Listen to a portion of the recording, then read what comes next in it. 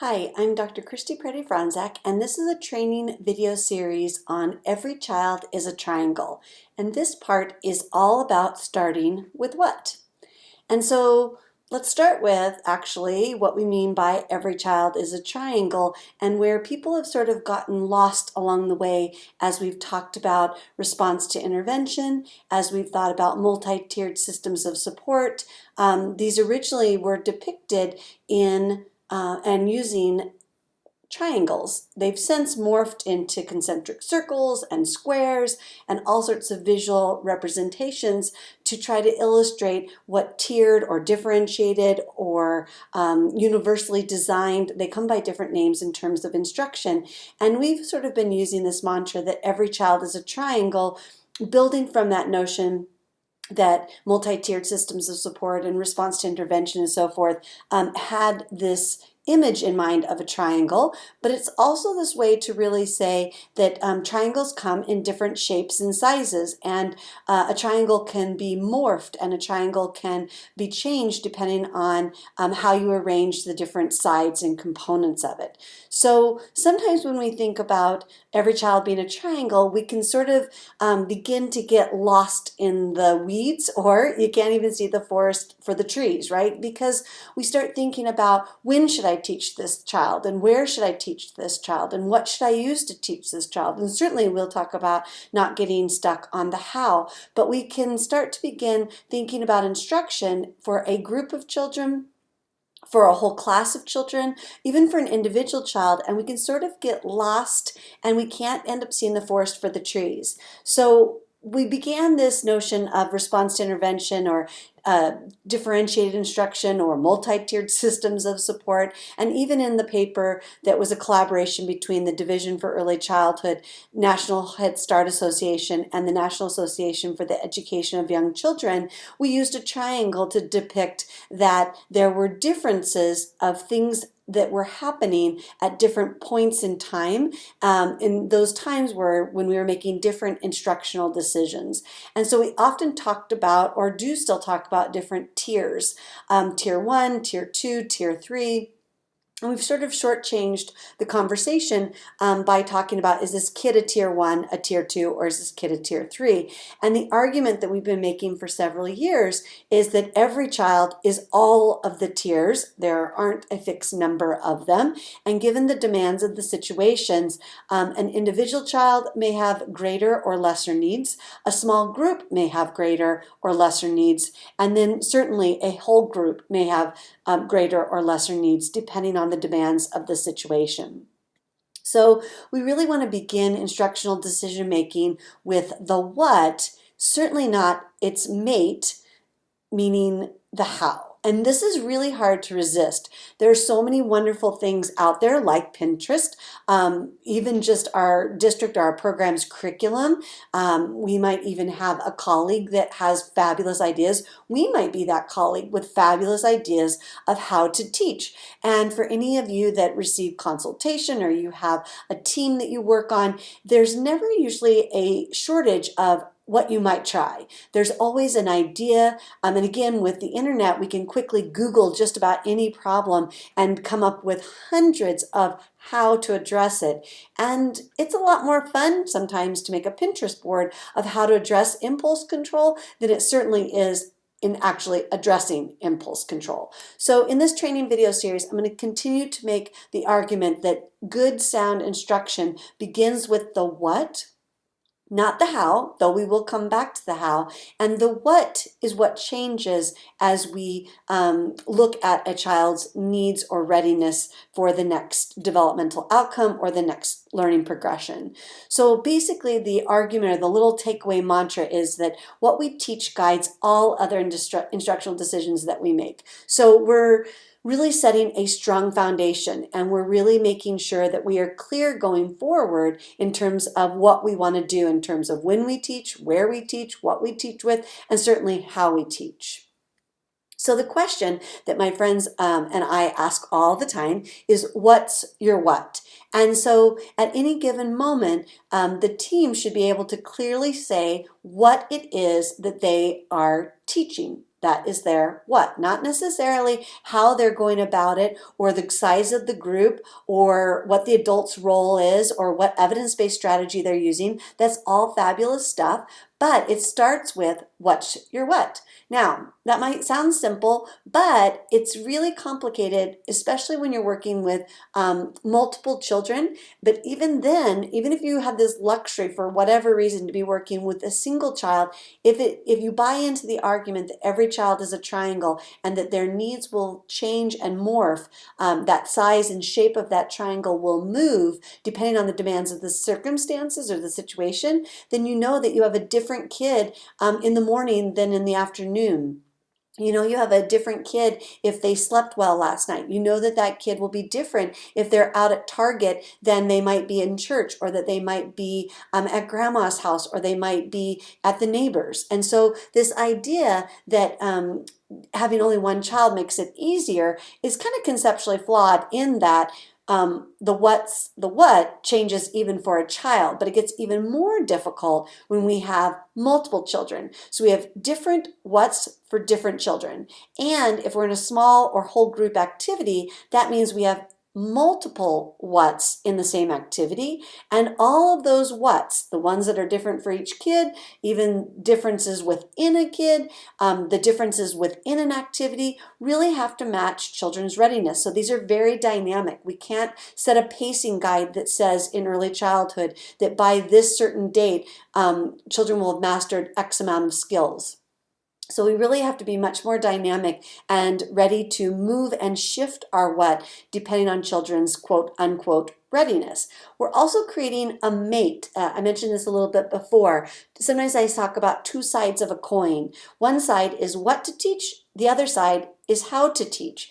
And so we really want to make a good match, a good pairing between the what and the how so that we are very effective and efficient. So when you are asking yourself, what's my what, my colleagues, Dr. Jennifer Grisham-Brown and Dr. Mary Louise Hemmeter and I often talk about three types or three kinds of what. We use these three labels: common outcomes, targeted outcomes, and individualized outcomes. I'll give you some examples of each, but this is just a little phrase that you can think about that helps you understand what are common outcomes. And common isn't supposed to be synonymous with something like the Common Core that may or may not be prevalent in your work.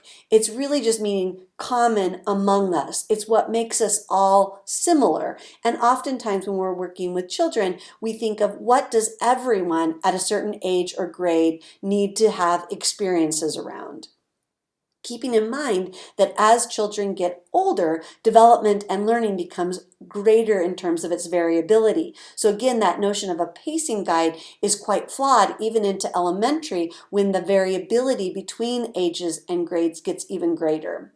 The second type of outcome, that would be targeted. And this is where you think to yourself, some kids, some of the time. Then individualized outcomes are just this one, just for now.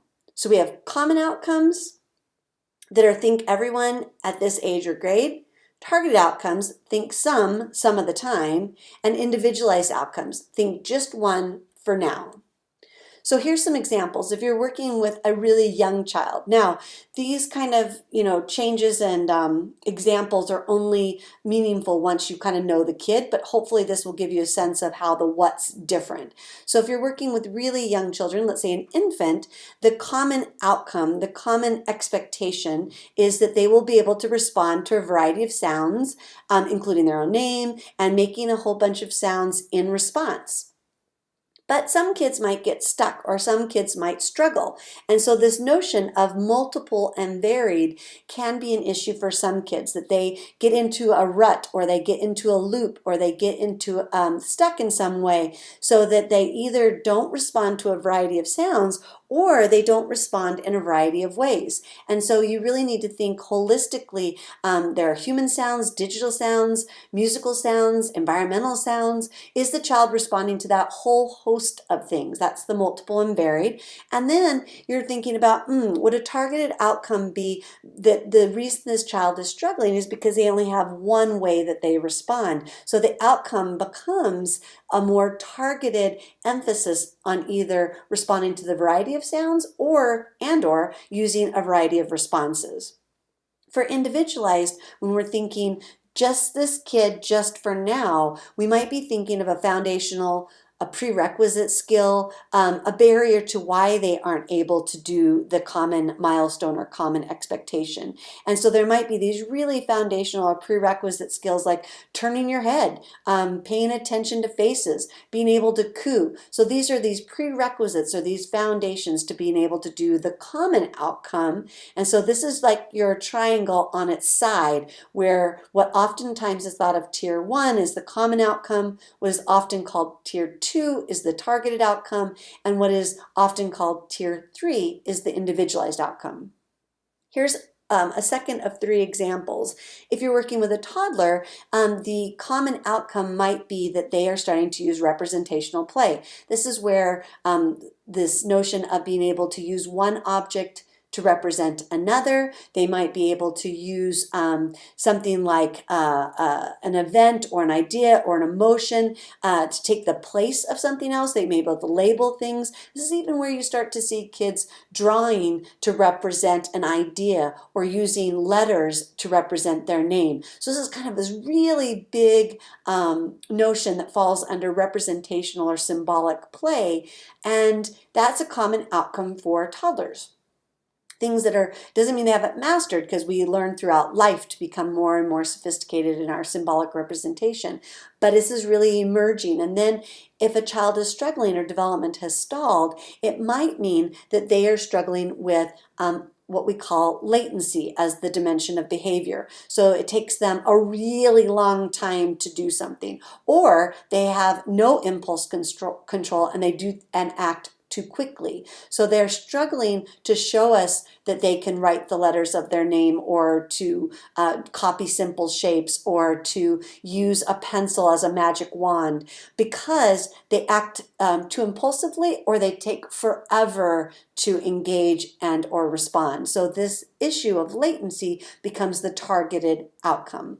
And then the foundational or prerequisite is this notion of the child being able to even respond to our bid to interact. They are looking at people, and they're even making simple motor actions on the object, like patting or banging or tossing or dropping. And so if we don't have these foundational or prerequisites, it's much harder to do the common outcome. And here's our third example. For kids in preschool, we're often expecting them to engage in reasoning. And this is this ability to make inferences, to make predictions, give explanations, draw conclusions. Really big thing, right? And so when we have a really big outcome that has lots of pieces and parts, like inferences and predictions and explanations and conclusions, kids can struggle at any part of that. They can either need a part pulled out and focused on, or you understand the complexity of what it takes to engage in reasoning, and there's this whole concurrent set of skills. So the child might be struggling because of a concurrent skill related to comprehension, or a concurrent skill of delaying gratification, or a concurrent skill of taking the perspective of others. So there's this idea that when I have this big common outcome, I might need to look sideways to understand what's going on concurrently and see if that's why they're struggling or development has stalled. And then again, the foundational prerequisite is that the child has the forerunners to be able to do this complicated task called reasoning. For example, that they notice people, that they show interest. These are really necessary prerequisites to then later being able to draw inferences, give explanations, draw conclusions, and so forth. So why does all this matter? So why do we start with the what? Why does it matter that we think about every child is a triangle. And so the idea is if we really want to get to truly high quality, differentiated, tiered, intentional instruction, whatever you want to call it, we really need to be thinking about the what. And then there are some other things that are kind of playing nearby, but aren't really the focus until we are clear about the what. So once we've gone through it, then we're ready to really think about, now how do I deliver quality instruction? So here's our triangle again, and we're going to start with, do I understand what are the common expectations for this age or group of children? And so oftentimes quality instruction at this level means that I change something about the grouping of kids. I can change my materials so that I use materials that are self-correcting or that have greater support for kids who are struggling with fine motor. Maybe I change the location of the instruction. Maybe I even change the role of the adult. All of that is good quality instruction, even when kids might be having some dips in their performance around the common expectations. Remember, it takes a long time to get masterful at all of these things. And so I might be just a young kid who needs you to change something about the group or the materials or the support or the location, but you don't change my what. The what holds still. So is a continuum here of earlier or easier what's to later or harder. And so we want to make sure that that common outcome has that nice long breadth of a progression for the kids, knowing that development is incredibly variable, so that we don't automatically jump to, oh, the kid's struggling, oh, the kid needs a different what. Nope. The kid just needs something that's easier for now, or needs something that comes a little bit later, so time needs to pass. Sometimes we just need to vary the amount of support we give. And so just because we're giving the kid a fidget toy, or we're sitting next to them, or we give them 3 reminders, it doesn't mean that we've changed our what. The what's the same. So if I have a whole group instruction and I'm giving some kids an opportunity to do something more often than others, or some kids are going to respond verbally and others are going to do it non-verbally. All of that can just still be thought of as me doing quality instruction towards common outcomes, where I'm mixing up the grouping, the materials, the support, the location, or the role. However, when I start to see that this child or this small group of children need more individualization, need more learning opportunities, or need more focused instruction, I'm going to start making my way to thinking about a different what. So I don't just do good quality teaching louder or more often. I now also have to change my what. So I'm going to change it to what is the component that this child is struggling with. Why has development stalled? Is there something going on concurrently? Does the child struggle with adapting or changing? Does the child need some work on generalizing or latency or the quality of the performance? And then back to those earlier examples, is it this issue of multiple and varied? So it's not just that I'm going to teach louder or teach more often, but I'm actually going to teach a different what, which can also then lead to greater individualization, more opportunities, and more focused instruction. And then the third time I change the what is when I've determined that the child is missing a foundational prerequisite skill or has a barrier that needs to get removed. So this is highly individualized for this kid for now, that we need to give them the what. The instruction is on the what, which is a foundational prerequisite or barrier removal, versus just changing the grouping, changing the materials, changing the support, changing the location, or changing the adult's role. So the next part, or another part of this training video series, is what is IEP worthy? So we're going to continue the conversation around every child is a triangle and really get at, well, what about individualized education plans? Where does the IEP come into?